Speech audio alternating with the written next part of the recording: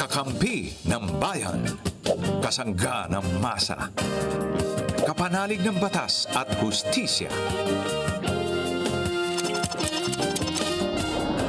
Attorney Danny Con. Abogado de Campanilla.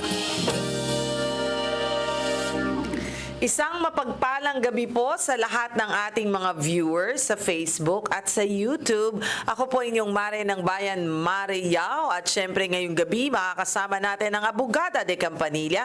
Walang iba kundi si Attorney PG Galang. Good evening sa iyo, Attorney. Ay, good evening. Napakaganda naman ng ating syempre. kasuotan Gusto ngayon. natin na medyo summer look. Summer Oo, look.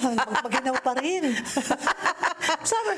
Mare, are you okay? Ano ba yung sabi na kanina, ano siya, yung bakuna, pang-bakuna. may bakuna Pang-bakuna ba yan? yung ano mo, yung... Yung damit. Oo, kasi wala nang hubad-hubad. Correct. Ayan na. That's it, pansit. Uso diba? yan nung pandemic. O alam mo ba, bakit sinabi kong mapagpalang gabi? Bakit? Kasi gusto natin peace of mind, di ba? Sino naman ang may ayaw? Pagka ikaw ay kahit sandamak-mak ang pera mo kung wala ka naman peace of mind. Ay, totoo. Yan, lalo sa mga nangyayari ngayon. Yes, di ba? Kahit na anong dami ng pera mo, tingnan mo sila lahat nangangayayat, friend. Oo nga. Hindi na kailangang mag-IF. At alam mo kahit sandamakmak ang kavyar na kainin mo, ganun pa rin, wala ka pa rin peace of mind. Yes, I know. At saka yung mga iba, wala pa sa bansa. Di ba? Ang saya-saya kaya nang merong peace of mind. Hindi yun na matutumbasan ng pera. Marirealize mo lang yan pag nandun na. Pero Yes. syempre habang ikay nag-e-enjoy, parang hindi mo maiisip. Totoo diba? yan. At saka ang kaligayahan talaga, hindi dapat na sentro sa material na bagay dahil mas masarap ang hindi material na bagay. Ay, ano At yan? hindi nabibili ng FIRA. Although, tanong nga, di ba, anong mas gusto mo? Mas mayaman or yung masaya? Pero mas, parang ayaw ko naman i-discount na malaking bagay rin naman na yung komportable ka. Magkakaroon naman lahat yan eh. Di ba? I mean, let's be fair. I mean, speaking of a, believer of Christ, 'di ba? So ako everything I can have. Basta I do something that is good. And Wala. pleasing to the Lord, money, happiness, joy, peace I will have. Yan. Actually, ang kailangan ituro sa atin, di ba, is the word enough. Satisfaction. You have to Yan. know what is enough. Yes. Diba? Yung that Yan. limit. The love for money is really bad. Money is not, but the love for money is. No? Anyway, ano daw? Hindi rin? May umaapila sa bila? The root of evil. The root of evil. Sabi ko, kala ko may The root of umaapila sa bila. all. The root of all evil Diba? is The love of man. not me. Not you. The root of all evil is really money. The love for money, di ba?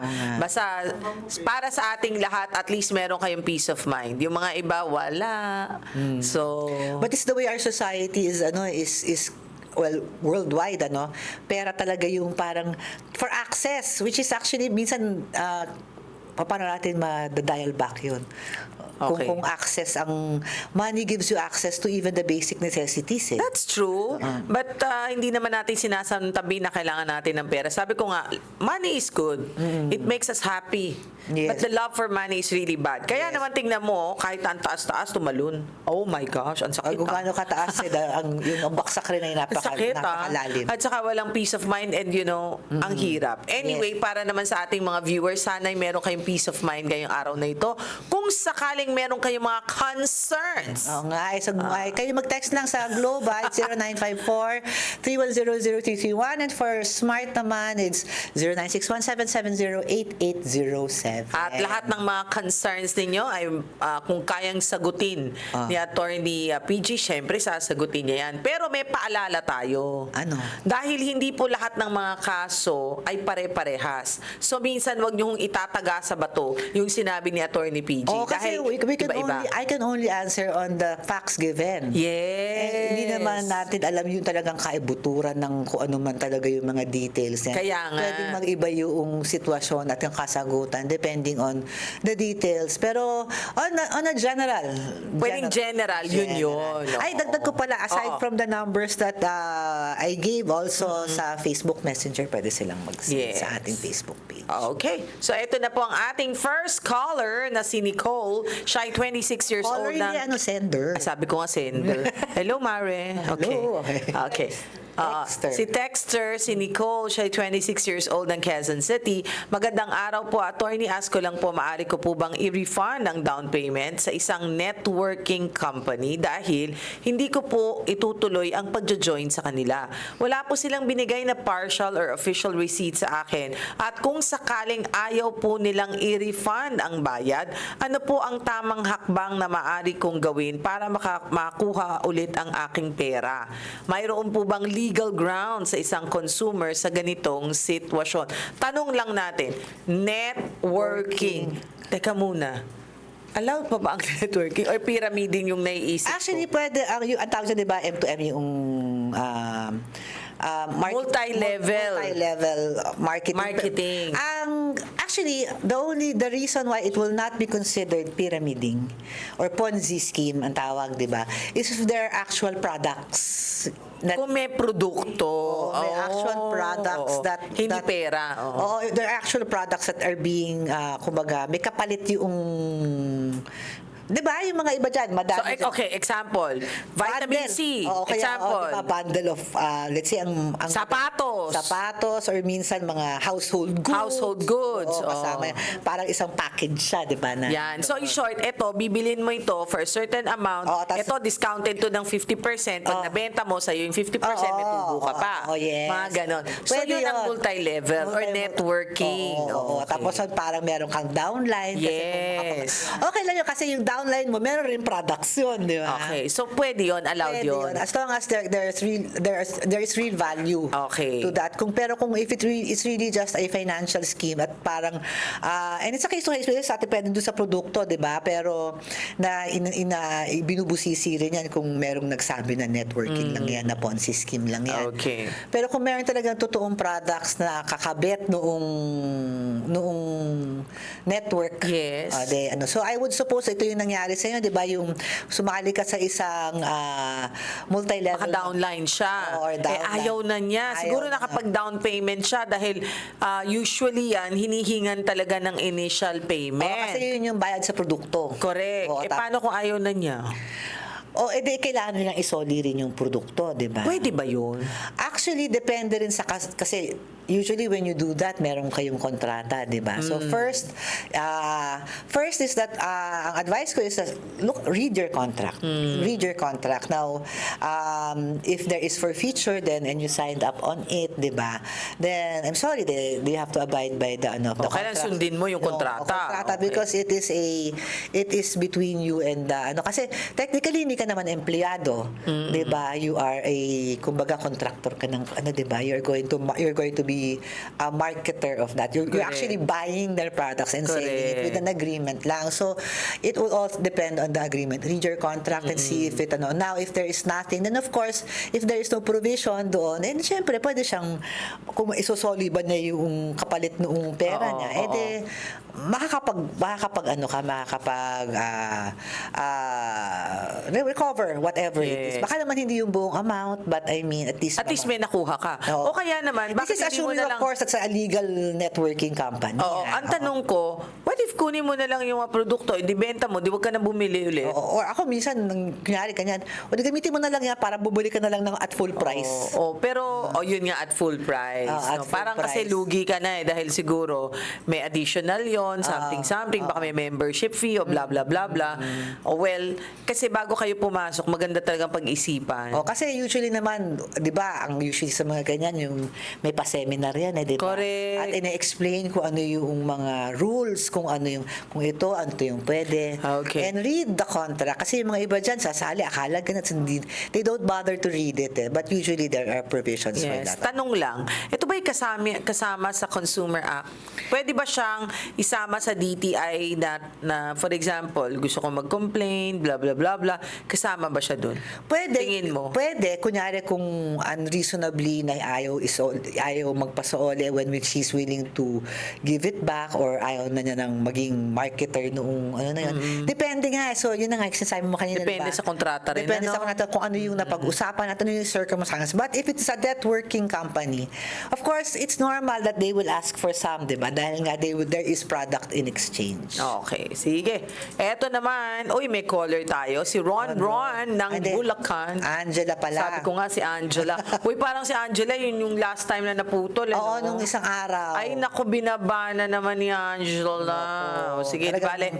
Talagang may problema ang May signal. problema si Angela. Oh, sa Bulacan. At saka ano siya talaga, masigasig Oo, na kaya tumawag. sana okay lang siya, no? Kasi 2 araw na siyang Oo nga. Ay, nag-try. subukan nyo ha, tawagan si Angela kasi need niya yung help natin. O, sige, si Gracia ay 42 years old ng Maynila. Magandang araw po, attorney. Ask ko lang po ang advice. Na-auction po ang unit namin sa ilalim ng Pag-ibig Fund at mayroon na pong winning bid. Oh, parang may naging katanungan tayo last time about this. Ngayon po, gusto naming bawiin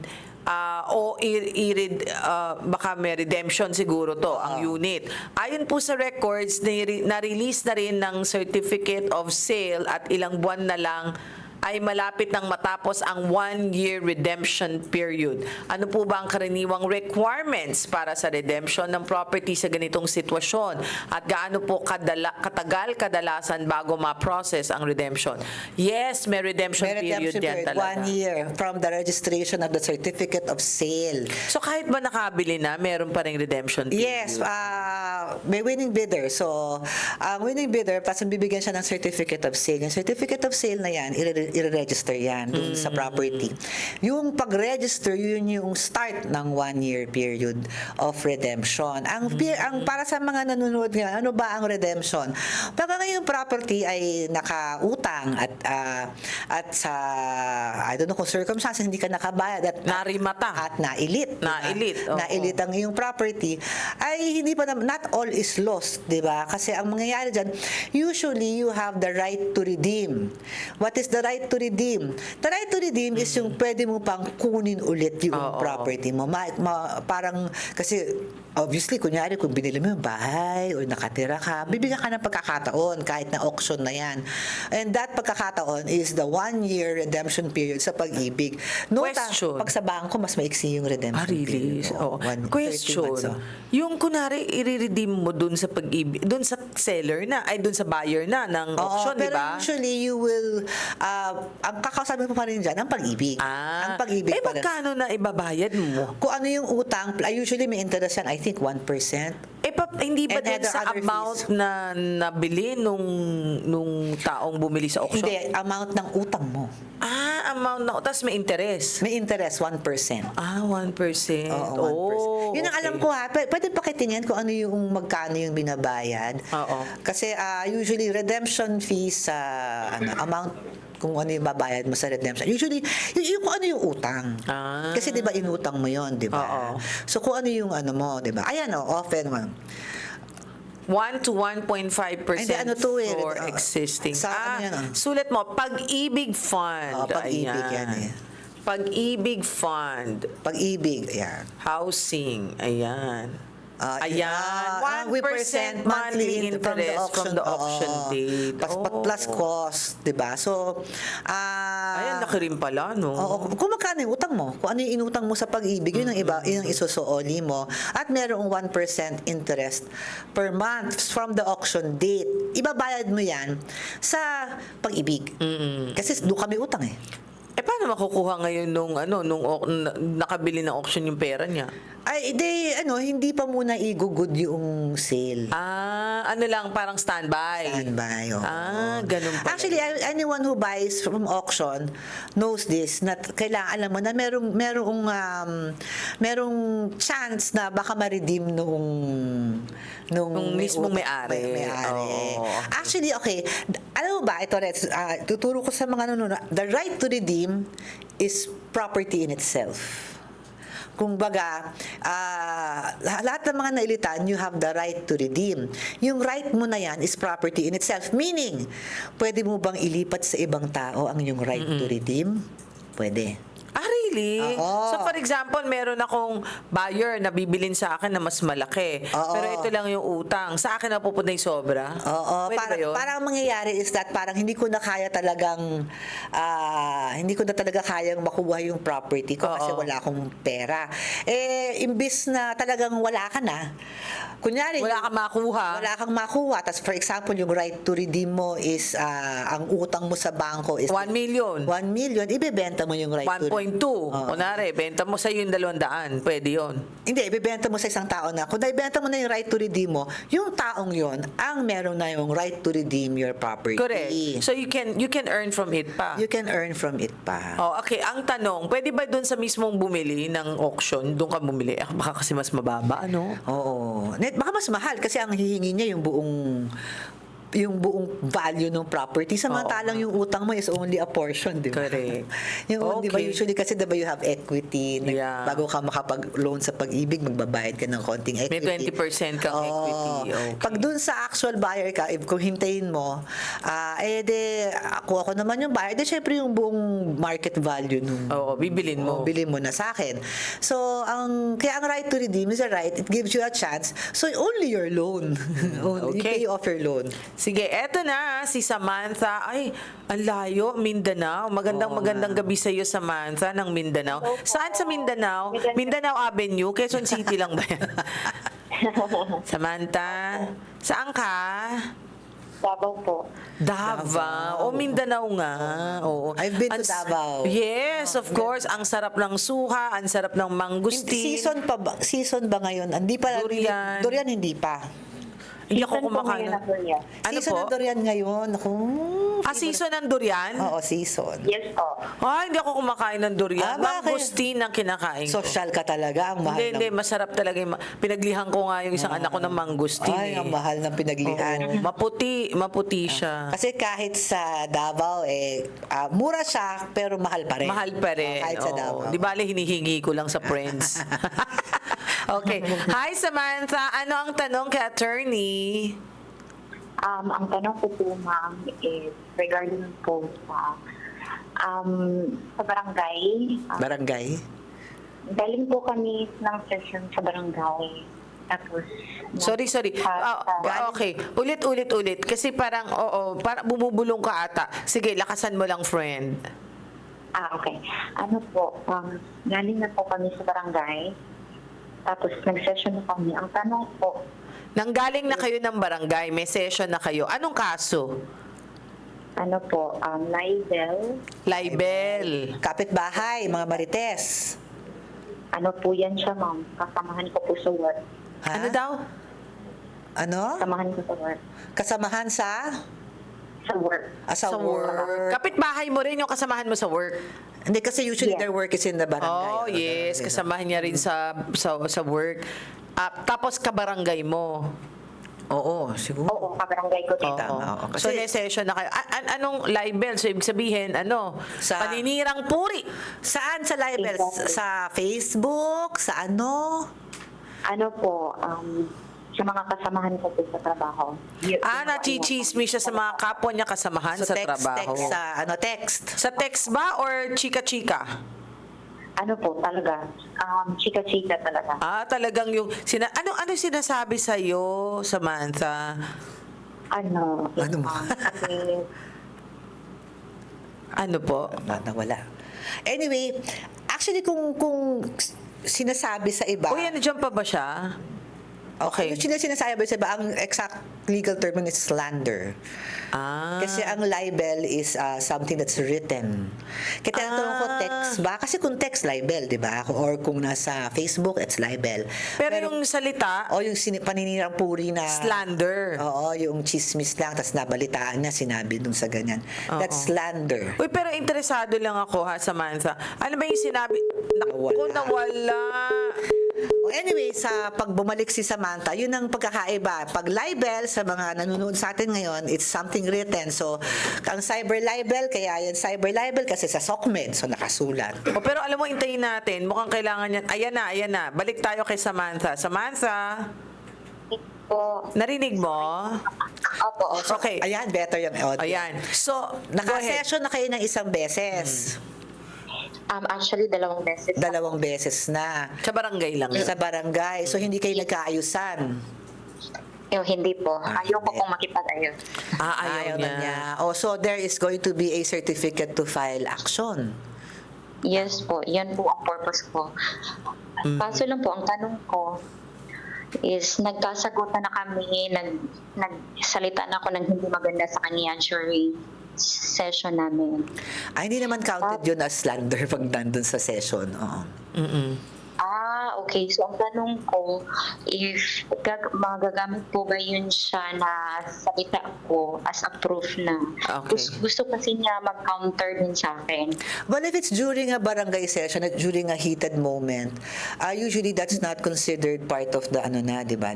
Hindi yun Hindi mo siya chinichismis, nakaharap na siya. magkaharapan kayo. So, Ano bang ginawa mo? Ano ba sinabi mo? makamura-mura. Sabi po, kasi personal niya po yung sinabi niya sa mga kasamahan ko. So personal din sinabi ko. Sabi ko na may utang siya. Okay, Na malaki. ang ito ang defense always for slander libel is the truth. So kung totoo naman yung sinasabi mo na meron siyang malaking utang at mapatutunayan, wag kang mag-alala. At saka hindi naman niya chinismis, sa harap niya sinabi. Oo. Sa harap niya sinabi. At saka totoo naman kung talagang may utang. So, hindi yan magagamit laban sa kanya. Hindi. Kung totoo yung sinabi niya. Kung Okay. totoo, truth is always a defense for libel. Kahit na ang nakarinig yung barangay chairman. Oo. Sabi niya, ay may utang ka pala. And usually, pag ganyan, sa ganyan, sa mga, if it's already before an official, di ba, quasi-judicial court, hindi na yun considered counted. So, pwede mo pa rin siyang ituloy-tuloy na idemanda, kukuha ka lang na. Although di mo naman syempre mapipigilan yung co-worker mo to file. Ang sinasabi ko lang sa'yo, if unang-una, if it's the truth, then you have nothing to fear because that's a valid defense for libel or slander. Okay, ayan. Okay. So, ibig sabihin, kuha ka na ng certificate to file action, pwede na siyang magkuha ng abogado para File. mag-file. Tandaan mo, merong merong pag-slander, maikse ang prescriptive period to file. So, mga ilang araw yun. 2 months. So, pag hindi ka nag-file ng 2 months, salado na yung kaso mo. Yes. Okay? Okay po. Okay. Sige, salamat sa May habol pa Martha. po ako. Ano daw po? Ano pa, may pahabol pa siya. May pahabol ka pa. Sige, go ahead. Galing Mindanao, sige. Tapos ma'am, may tanong ko, since ako po yung na-complainant, sa pag-file po ng case, libre na po ba yung abogado ko? Tapos sa kanya po, magkukuha po siya ng private attorney. Tama po ba ako? Well, actually, okay, slander is Is it a criminal? It's a criminal case. So, usually, kung ikaw yung magfa-file ka sa fiscal's office, sa prosecutor's office, Yes. diba? You will file a complaint. Usually, pag ganyan, kung meron na kayong kasulatan sa Barangay. you can convert that into an affidavit and file. A criminal case is a crime against the state. So, in short, pwedeng wala kang abogado. Pwedeng wala. Kasi kung ikaw'y pumasa sa fiscal, kasi certificate to file action, magpa-file ka sa fiscal eh. So, kung ito'y lumusot at sabihin ng fiscal, oo, sige, magpa-file na tayo, it's the fiscal who will prosecute the case. You have the option of having a private attorney. Yung Pwede kang private magkaroon or prosecution. wala na naman siya. Anyway, kung mapapanood ni Samantha to, no? Samantha, you have the option of having a private prosecutor. Although kasi pag criminal case nga, it's people versus, di ba? So, yun ang trabaho ng mga fiskal. Pero yung dinemanda niya, pwedeng kumuha ng PAW. Kung if he or she is an indigent at qualified siya under PAW, of course, she can get a PAW. But definitely, she needs a lawyer. Okay. Andyan na. Okay, ganito Samantha, ulitin natin yung sinabi ni attorney. Dahil nga ito ay kung sakaling inakyat ng piskalya. Oo, ang magiging lawyer mo is yung fiscal. Tapos yung kalaban mo ay wala siyang choice, kukuha siya ng abogado.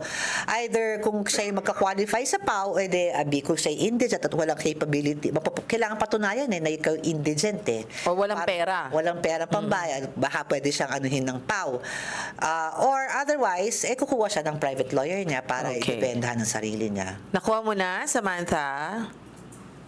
Nawala na naman siya. Uy, Sana magkabati na lang sila, kung Sabihin nyo ganun na lang na meron tayong sa Facebook para Oo, masundan kasi niya. sinagot ko na rin. Sinagot na niya. Okay, sige. Next texter natin, eto naman, si Ian, siya ay 34 years old ng Quezon City. Magandang araw po, attorney, humihingi po ako ng payo tungkol sa Condo Property Management Office billing team sa aming building. Hindi po sila nag-i-issue ng tamang invoice at hindi rin nila agad isinasama ang penalties at interest sa billing na tila iniiwasan nila ang tamang pagbabayad ng buwis. Bukod dito, hindi po nila sinusunod ang kanilang sariling payment guidelines at tinitake advantage pa ang sitwasyon sa pamamagitan ng sariling interpretasyon na wala naman sa guidelines. Nakikipag-communicate na po ako sa kanila via email para linawin at humingi ng tamang resolusyon.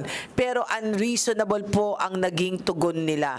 Nagdesisyon po ako na i-report ito sa BIR. Ano po ba ang ibang mga legal or administrative remedies na pwede kong gawin para i-dispute ang iba pang mga charges, penalties, or interest na ina-apply sa akin na hindi tama? Saan po ako pwedeng mag-report or magreklamo bukod sa BIR? Okay, ito ay tungkol sa isang townhouse ba ito? Condo. Condo.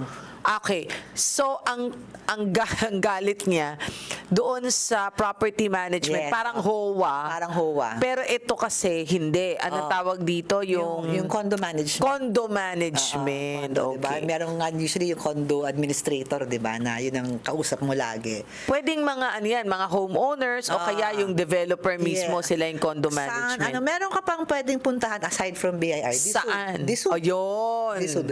Department of Human Settlement and Urban Development. Okay, ang tanong, para bang HSAC yan? Doon sa HSAC ba? Yes, actually meron silang specific na brand. Puro condo. Na puro sa condo ang ano. Ayan. Sanay na sila sa ganyan. Paki-check nga. Uy, Ako, ano recently, ano yan, ha?